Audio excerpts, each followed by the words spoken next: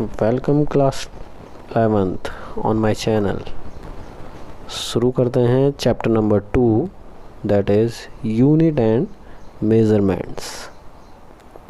Student, unit और measurement के अंदर हम सबसे पहले जो टॉपिक लर्न करेंगे वो है नीड फॉर द मेज़रमेंट।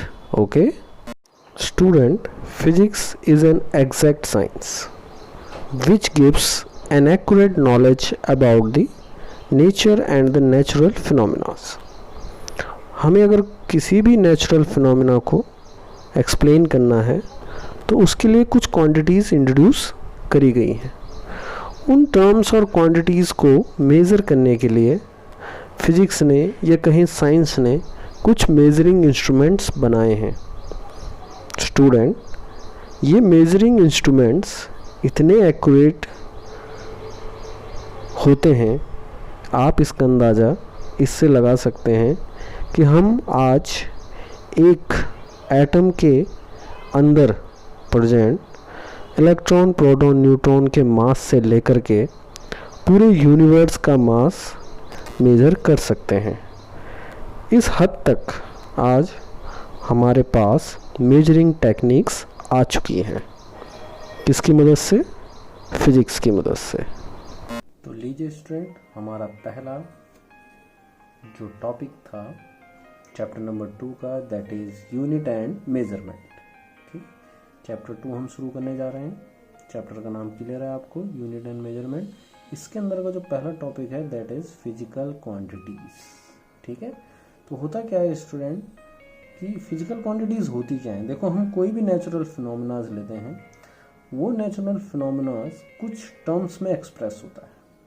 ठीक है, उन टर्म्स को ही हम क्या बोलते हैं? Physical quantities. ठीक है, तो all those quantities which can be measured directly और इनडायरेक्टली। ठीक है, जैसे कोई क्यूबिकल ब्लॉक है, ये एक ब्लॉक है क्यूबिकल ब्लॉक, इसको हमने क्या करा? पुश करा। पुश करके आपको पता है कि ये क्या करेगा, यहाँ सपोज ए से और कहाँ तक आ जाएगा, सपोज पोजीशन बी तक। तो इस पुश को तो हमने किसका नाम दे दिया? फोर्स। टर्म इन्वॉल्व्ड हुई, इस पूरे प्रोसेस में एक टर्म्स इन्वॉल्व हुई जिसको फोर्स नाम दे दिया गया। और ए से बी तक अगर ब्लॉक आया तो इसको क्या नाम दे दिया? डिस्प्लेसमेंट। ठीक है, और डिस्टेंस भी हम बोल सकते हैं। और इस पूरे प्रोसेस में एक चीज़ और हुई है, अगर आपको फिजिक्स का थोड़ा सा भी अगर आपको पुरानी चीज़ें ध्यान होंगी तो उसको हम क्या बोलते हैं? उस प्रोसेस को जो इस पूरे उसमें इन्वॉल्व है, पहचानिए। सही, दैट इज वर्क डन। ठीक है, तो all those quantities which can be measured directly और इनडायरेक्टली एंड, ये ध्यान देना, in terms of which the laws of physics can be expressed. ठीक है, उन्हीं को हम बोलते हैं फिजिकल क्वांटिटीज। ओके, पहला आप इतना ध्यान रखिए, डेफिनेशन लिखिए, स्क्रीनशॉट जरूर लेना। चलिए अब अगले टॉपिक की तरफ आते हैं। तो उसमें आता है हमारे पास टाइप्स ऑफ फिजिकल क्वांटिटीज। अभी हमने एक्सप्लेन करा फिजिकल क्वांटिटीज क्या होते हैं। उसके अंदर हमारे पास दो टाइप्स है, there are 2 types of physical quantities. तो यहाँ पर मैं लिख देता हूँ 2 टाइप्स। ठीक है, 2 टाइप्स। तो पहला टाइप हमारे पास कौन सा है? पहला है फर्स्ट, फंडामेंटल फिजिकल क्वांटिटीज। अब जहाँ पे मैं फिजिकल क्वांटिटी बोलूँगा वहाँ पे मैं पी क्यू लिख दूंगा शॉर्ट में। ठीक है, एक आपके पास आती है fundamental physical quantities and second है हमारे पास डिराइव्ड फिजिकल क्वांटिटी। ठीक है, ये 2 फिजिकल क्वांटिटीज हैं हमारे पास फिजिकल क्वांटिटीज के टाइप में। First is fundamental, second is derived. सबसे पहले जान लेते हैं फंडामेंटल फिजिकल क्वांटिटीज क्या होते हैं। तो student, fundamental physical quantities are those quantities which can be treated independently in nature. ठीक है, और एक चीज़ और ध्यान रखना कि ये जो क्वांटिटीज होंगी fundamental physical quantity not explained in terms of other physical quantities. ठीक है, ये क्वांटिटीज क्या हैं? एकदम इंडिपेंडेंट है अदर क्वांटिटीज से। ठीक है, इसको समझना, पहले हम इसके एग्जांपल लिख लेते हैं। सपोज जो इसके एग्जाम्पल बनेंगे, मैं यहाँ पे लिख लेता हूँ इसके जो एग्जाम्पल आएंगे। एग्जाम्पल्स में आ जाएगा जैसे लेंथ है, मास है एंड टाइम है। सपोज 3 मैंने क्वांटिटीज लिख दी है, length, mass and time. Length, mass and time, ये तीनों क्या है, नेचर में इंडिपेंडेंटली ट्रीट होती है और किसी और फिजिकल क्वांटिटी से हम इन तीनों का एक्सप्लेन नहीं करते। इनकी अपनी एक पर्टिकुलर क्या होती है, डेफिनेशन होती है। ओके,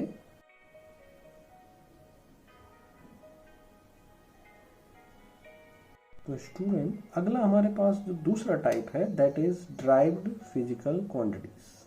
ठीक है, अब इनकी डेफिनेशन क्या बनेगी, जहां fundamental physical quantities independently treat होती हैं और अपनी ही इनकी एक डेफिनेशन होती है, वहीं देखिए जो ड्राइव्ड फिजिकल क्वांटिटीज हैं वो किन से बनती हैं, फंडामेंटल से बनाई जाती हैं।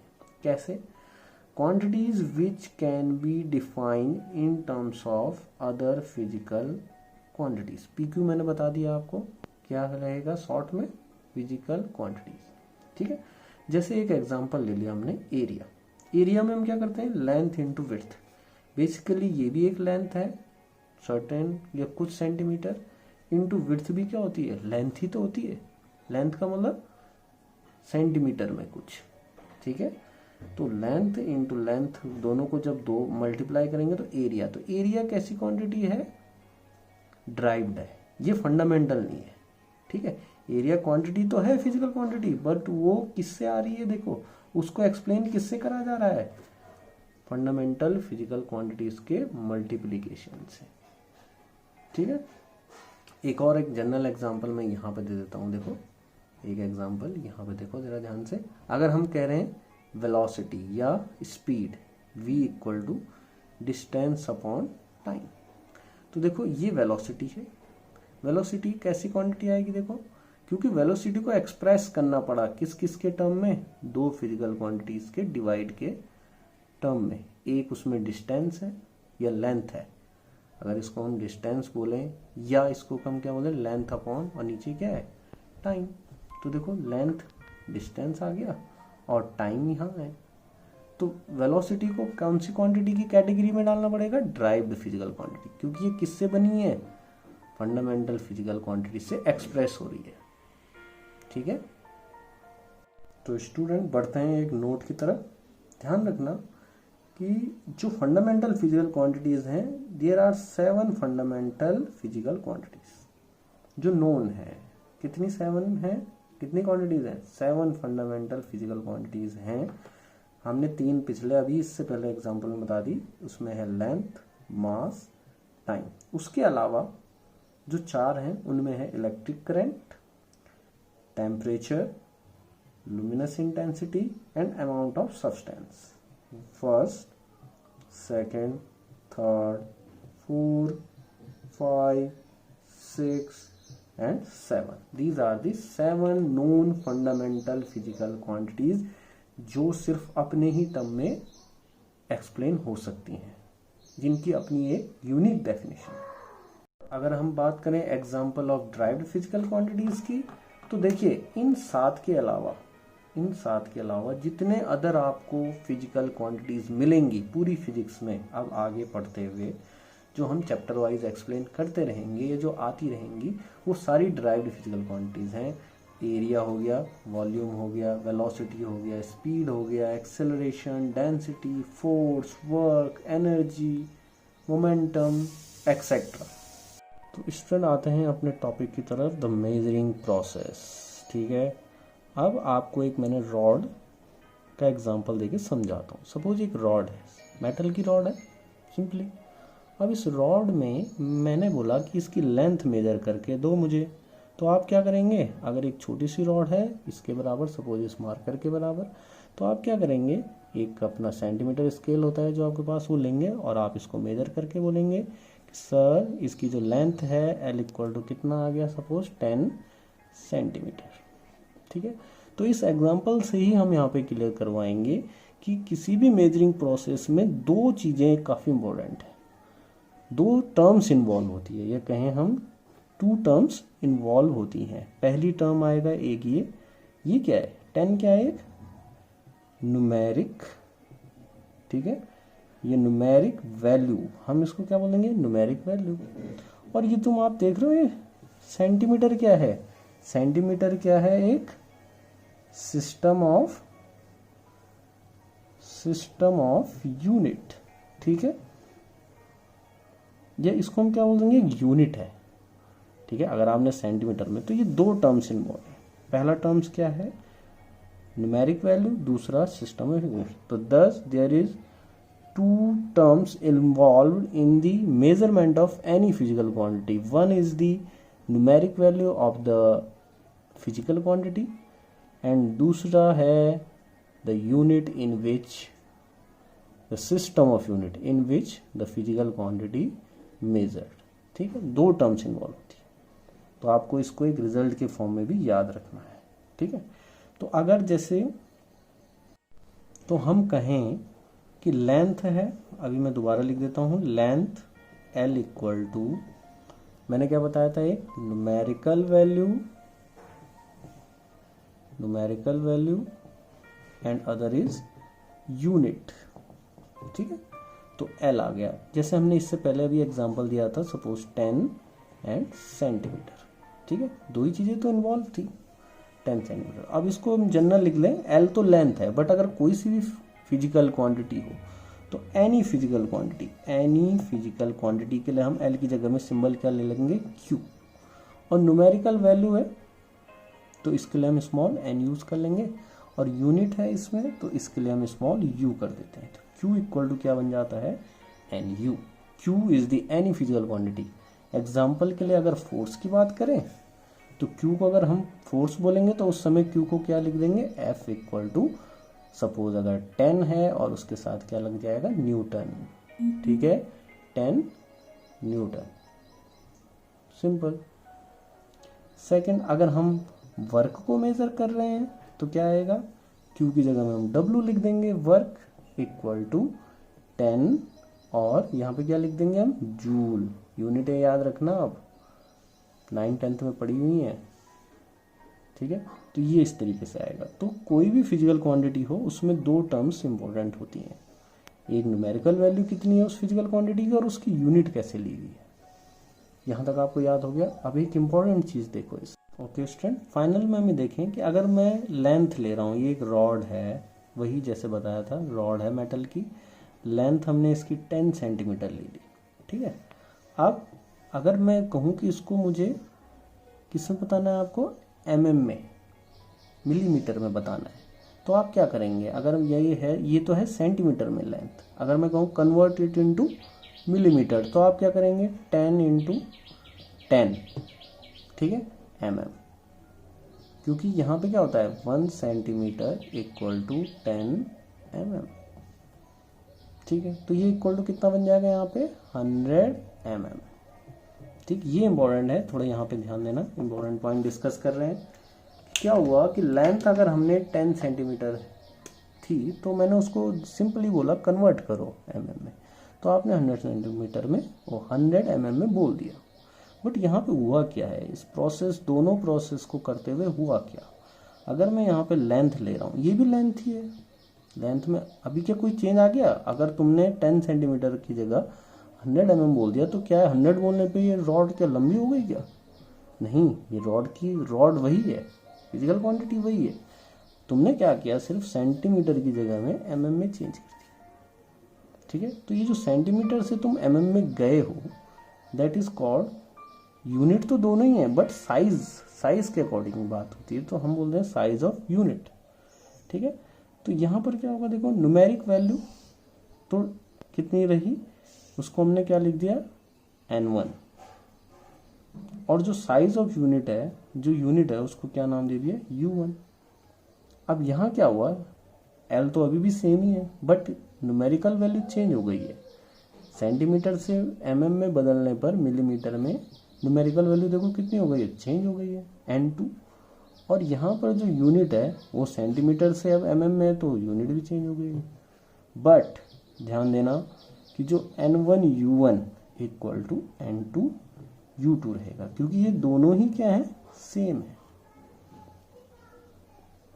ठीक है, आप इस चीज़ को ध्यान रखना। बट हुआ क्या है अब, तो यहाँ पर हुआ क्या देखिए कि हमने अगर सेंटीमीटर को चेंज कर दिया मिलीमीटर में, mm में, ठीक है, तो ये आएगा big size of unit, big size of unit, ठीक है। ये कैसी है, स्मॉलर, ये बिग है, बिग साइज ऑफ यूनिट है, ये स्मॉलर साइज ऑफ यूनिट है। क्या मेजर करने के लिए, लेंथ मेजर करने के लिए, टू मेजर लेंथ, ठीक है, टू मेजर लेंथ, ठीक है। तो होगा क्या, अगर मैंने बता दिया जैसे कि हमने 10 सेंटीमीटर को जब mm में चेंज करा तो बन गया 100 mm। तो अगर हम साइज ऑफ यूनिट को चेंज करते हैं तो न्यूमेरिकल वैल्यू में क्या फर्क पड़ा, देखो रिजल्ट क्या बनेगा, न्यूमेरिकल वैल्यू इंक्रीज कर गई। अगर हमने बड़ी साइज ऑफ यूनिट से छोटी साइज ऑफ यूनिट की तरफ बढ़ते हैं तो न्यूमेरिकल वैल्यू क्या कर जाती है, चेंज कर जाती है। तो यहाँ पे रिजल्ट क्या आएगा, इफ वी डिक्रीज, देखो ये मैं डिक्रीज का साइन, अगर मुझे इंक्रीज बोलना होगा तो मैं इंक्रीज ऐसे लिखूंगा, ध्यान रखना। If we decrease size of unit the numerical value क्या कर जाएगी, देखो सेंटीमीटर से अगर mm में गए तो 10 का कितना बन गया, 100 इंक्रीज, ठीक है। तो अगर हमने साइज ऑफ यूनिट को क्या करा, डिक्रीज करा, तो न्यूमेरिकल वैल्यू इंक्रीज। अब देखो एक चीज घटने पर अगर दूसरी चीज बढ़ रही है, ठीक है, अगर इसको घटाने पर ये बढ़ रहा है तो इन दोनों में कैसा रिलेशन होगा, इसको कम करेंगे तो ये बढ़ रहा है, तो इन दोनों में रिलेशन क्या आएगा, ठीक है। तो 10 size of unit and numerical value, ध्यान देना यहाँ पे, numerical value both are inversely proportional, ठीक है, बोथ आर इनवर्सली प्रोपोर्शनल। अगर इसका रिजल्ट में लिखना चाहें तो n is inversely proportional to u।